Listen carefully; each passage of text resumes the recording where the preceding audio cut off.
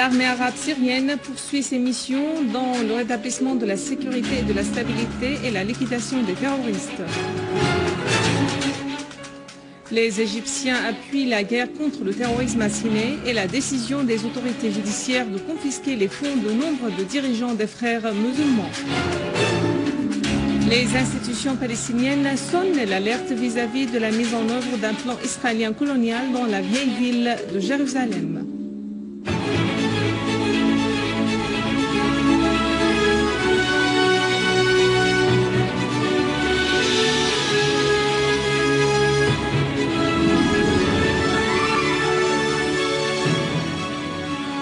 Mesdames et messieurs, bon après-midi. L'ancien ministre italien des Affaires étrangères Franco Frattini a fait savoir que l'Occident est vigilant vis-à-vis de la fourniture d'armes à l'opposition en Syrie, car il craint que ces armes tombent dans les mains des groupes extrémistes. Dans un entretien qu'il a accordé à l'agence italienne Acqui, Frattini a ajouté que l'Italie avait raison quand elle a refusé de procurer d'armes à l'opposition syrienne. À noter que la ministre italienne des Affaires étrangères Emma Bonino avait indiqué le mois dernier que son gouvernement s'oppose à l'armement des combattants de l'opposition syrienne en tant qu'une démarche menaçant de la déflagration de la situation dans la région.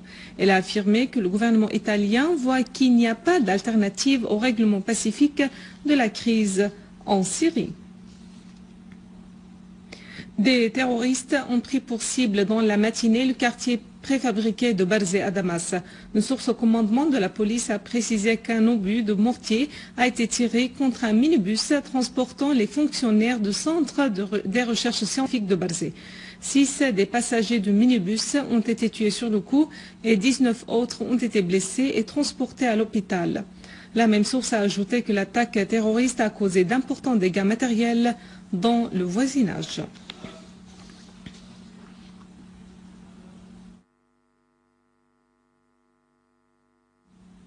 À Zabadani, dans la banlieue de Damas, un attentat a visé deux personnalités de la localité. Un groupe terroriste a commis un double assassinat contre Majed Tinawi, maire de la localité d'Azabadani, et Hassan Haj Hamoud, membre du comité de la réconciliation nationale.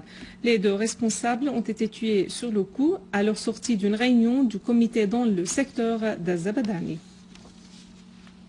L'armée arabe syrienne a tué et blessé nombre de terroristes à Al-Ghariya, à Sharqiya, à Ezra, à Msefra, à Al-Hara, à Dar'a. À Dar'a al-Balad et Bosra al-Sham, l'armée arabe syrienne a abattu plusieurs terroristes.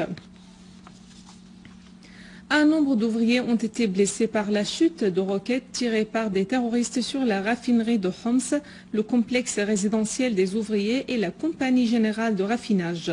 Une source au ministère du pétrole et de la richesse minière a affirmé que l'attaque terroriste avait fait des blessés parmi les ouvriers ainsi que des dégâts matériels dans l'un des citernes parquées dans la cour de la raffinerie et dans l'établissement public de raffinage.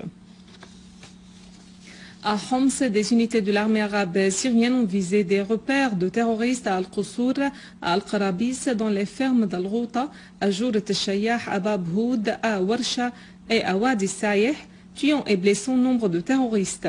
D'autres unités de l'armée arabe syrienne ont liquidé des terroristes blessés, d'autres à Bab Sibar, à Al-Wa'ar, à Al-Hola, à Kissin, à Rastan, à Talbisa, à Dar al-Kabira, à Ghantaou et à Al-Ghajar, détruisant leurs armes et munitions. Dans le quartier de Bab Houd, dans la vieille ville de Homs, l'armée arabe syrienne a repris le contrôle de plusieurs immeubles et purifié de nouvelles rues dans le quartier des terroristes, dont certains étaient de nationalité étrangère.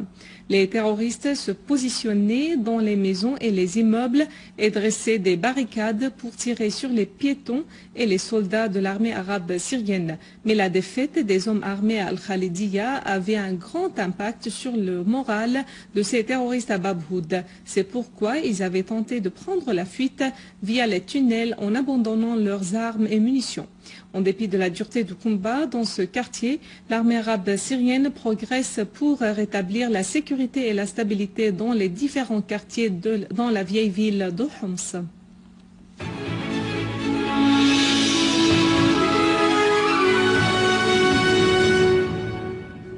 Le Le Coran Al-Istiqlal a affirmé le soutien du peuple égyptien aux forces de l'armée dans sa lutte contre le terrorisme assassiné, où il s'est accru du fait de la complicité des frères musulmans, notamment après l'arrivée de Mohamed Morsi au pouvoir. Cependant, les Égyptiens ont affirmé leur soutien aux décisions des autorités judiciaires égyptiennes de confisquer les fonds de certains leaders des frères musulmans. En Irak, 9 Irakiens ont été tués et 11 autres blessés dans 2 attaques séparées au nord et à l'ouest de Bagdad. La première attaque a eu lieu quand un terroriste s'est fait exploser au moment où les fidèles sortaient d'une mosquée à Al-Husayniya, au nord de la capitale, faisant 7 morts et 11 blessés. Une agression similaire a également eu lieu près d'une autre mosquée à l'ouest de Bagdad, faisant 2 morts.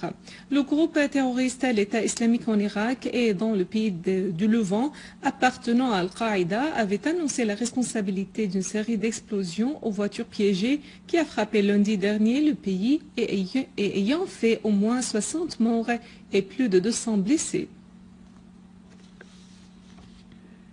Cependant, les forces armées irakiennes ont détruit 5 repères du réseau d'Al-Qaïda dans plusieurs opérations menées à Mossoul et Tikrit.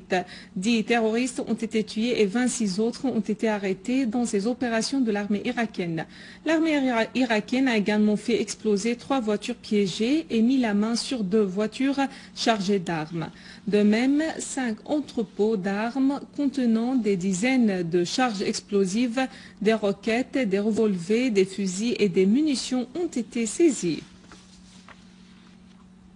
En Palestine occupée, l'institution d'Al-Aqsa des Waqf et du patrimoine palestinien a mis en garde contre un plan israélien colonial de construire une nouvelle colonie à des dizaines de mètres de la mosquée d'Al-Aqsa dans la vieille ville de Jérusalem occupée, et ce après l'annonce des autorités israéliennes d'un nouveau projet pour construire une colonie dans la vieille ville.